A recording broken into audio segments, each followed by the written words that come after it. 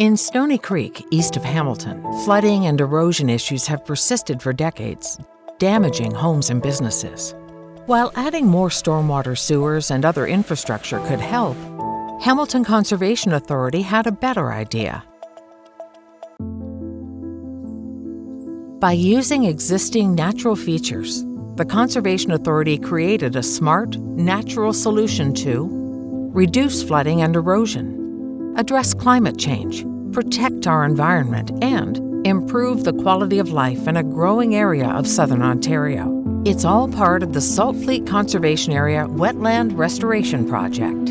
Through the project, Hamilton Conservation Authority is creating 4 new wetlands and a new conservation area above the Niagara Escarpment. It's a beautiful, natural area where trees, plants, and wildlife thrive. There are also places to hike, bike, and enjoy nature.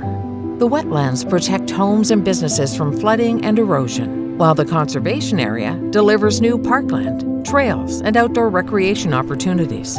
How do the new wetlands protect property and the environment? The Saltfleet Wetlands act as sponges when there is too much rain or melted snow. They can hold up to 236 Olympic-sized swimming pools worth of water. Now that's a lot of flooding and erosion protection.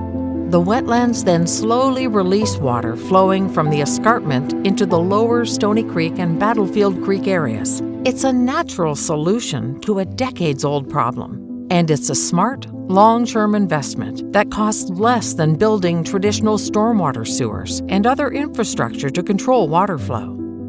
Through the Saltfleet Conservation Area Wetland Restoration Project, the Hamilton Conservation Authority is creating a local gem that protects against flooding while delivering environmental, community, and health benefits to the Hamilton area. It's another example of how Ontario's conservation authorities are local leaders in addressing and adapting to climate change and making positive impacts on people and our environment.